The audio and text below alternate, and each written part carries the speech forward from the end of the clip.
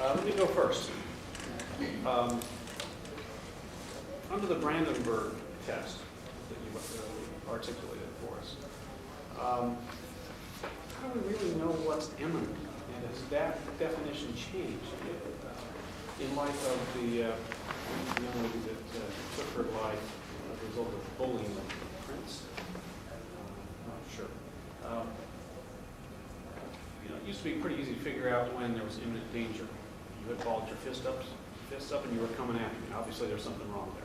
But what happens in the quiet of my mind? How do we know how to stop that? What's imminent? Well, in the quiet of your mind, you cannot stop it. You cannot regulate free thought. You can only regulate the speech. People are free to think whatever they like, but when the speech, I believe, when it is going to incite violence, as the definition of fighting words in Chaplinski v. New Hampshire, that is when it is going to be imminent. That's when there's going to be danger, and then it should be limited, in my opinion. I would like to agree, and in Silence Dogood Letter number 8, Benjamin Franklin wrote that without freedom of thought, there is no such thing as wisdom, and no such thing as public liberty without freedom of speech. It is the thought of the individual that is important to any society, but when speech turns to action, the question of imminency does become a prevalent issue, as the police officer has to determine, is he going to let the speech go too far and cause someone to be hurt, therefore resulting in a lawsuit for the police department, or is he going to step in and stop what's going on and therefore risk abridging someone's right to free speech that has been ruled constitutional? Thank you. What about the internet? I mean, in the various forms of telecommunication that we have today, what, if any, limits ought to be on free expression via the internet? We just had the case with the Phoebe case where she was bullied into suicide. Should there be limits on how we utilize or how we monitor the internet? I feel that the internet is a public forum for everybody, and so it's very difficult to limit it. And so I would say, no, we cannot limit it. And if you put some things out there on the internet, it's almost impossible to limit the speech.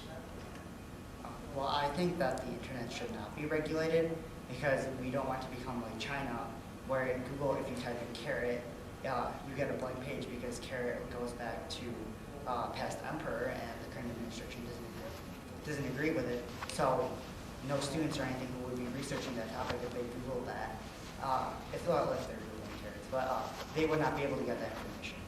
I think it's interesting to note that who would enforce these regulations? The internet is a worldwide thing, and what some of us may see as indecent here in America may not be seen as indecent in places like Britain. We can see the texting video, which Britain produced, is out there in Britain, but not allowed here. It's interesting. There's no way you can put limits on it.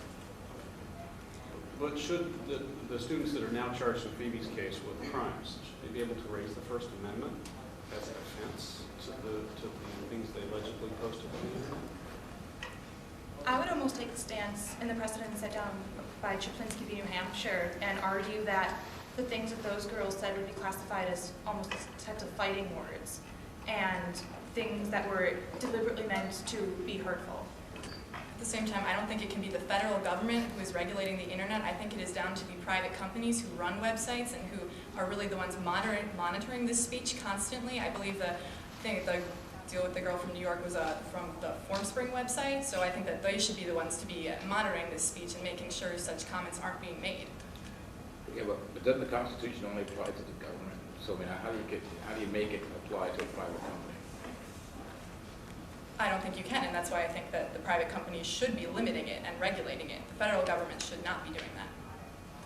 Okay. Well, let me play devil's advocate for a minute. I think some of the depictions of President Obama in this raucous healthcare debate have gone too far. There's depictions of him as a Nazi wearing, a swastika and a mustache, somewhat Adolf Hitler.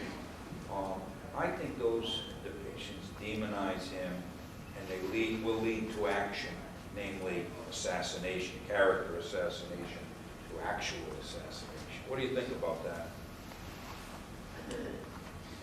Well, Justice Brennan wrote in New York Times v. Sullivan that debate on public issues may well include vehement, caustic, and sometimes unpleasantly sharp attacks on government and public officials.